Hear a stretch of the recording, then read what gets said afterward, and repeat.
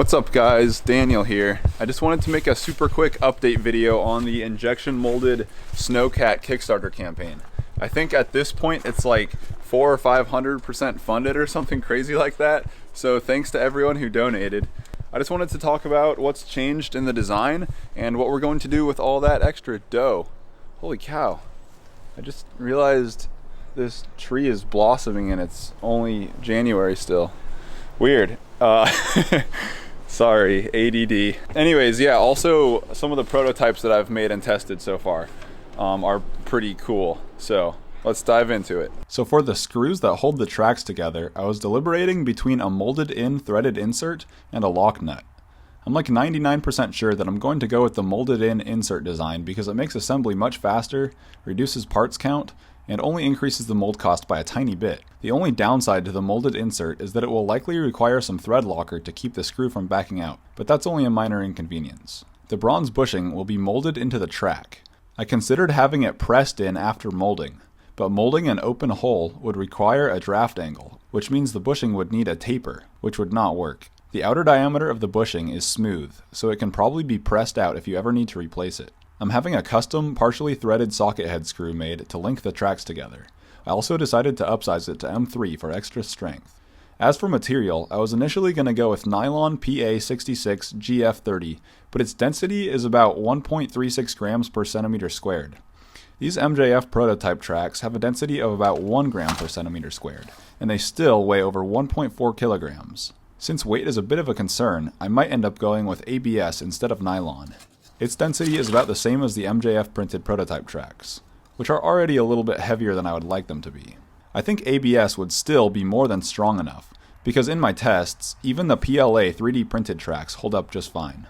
Big thanks to Ryan, who is an engineering student with access to an HP MJF printer. He printed a bunch of track links for me to test. These are solid nylon, and their strength is very representative of what the molded versions will be like.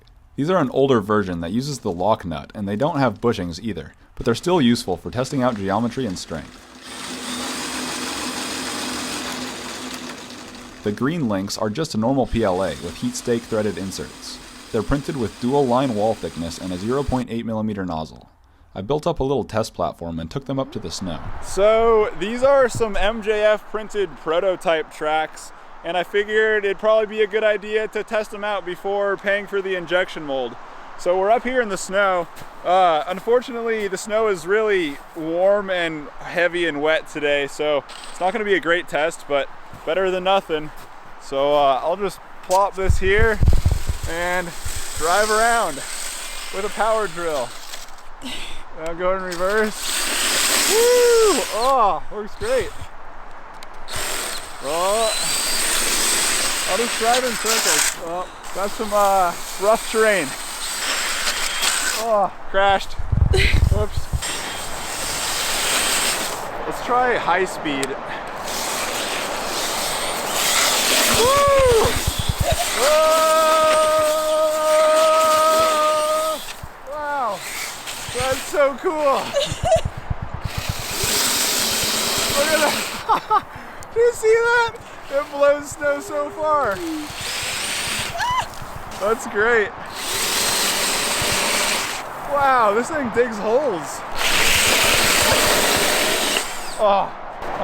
Yeah, unfortunately I don't think the snow is the right consistency to build up and get stuck in the tracks, so we won't really know if that'll happen. But so far it seems fine.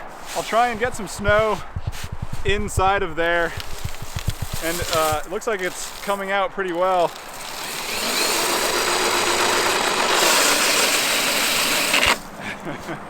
That's fun! Even the PLA links held up just fine, which is a good sign that the injection molded ones are more than strong enough. Okay, I think it passed the test. So thanks to all you fantastic people, the Kickstarter is way over 100% funded. So that brings up the question, what to do with all the extra money? The first thing I did was order some high precision planetary gearboxes to test out. These will be paired with powerful brushless motors, and will be much better than 3D printed gears. The downside is that they will be super expensive, probably a little over $100 each. So I'm also working on a belt drive gear reduction that will use an HTD 3M sized belt.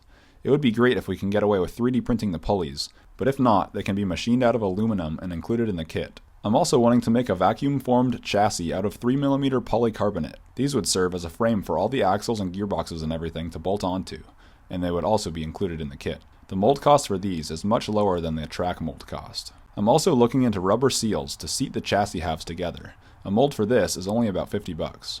Any extra money left over will go towards mass producing more of the components, so less printing for you, and a more durable Snowcat. So anyways, that's where we're at. If you're interested in donating to the Kickstarter to reserve the right to buy all these components at cost, it's not too late to do so. So big thanks to everyone who donated. This Snowcat is gonna kick ass. It's gonna be so sick, and I'm so excited for it. So thanks again for making this happen. I'm super stoked. In the next video, we'll hopefully have a working gearbox prototype and maybe a chassis prototype. So that should be exciting. Stay tuned for that. But anyways, thanks to everyone who supported. That's it for this video. Thanks for watching. Bye.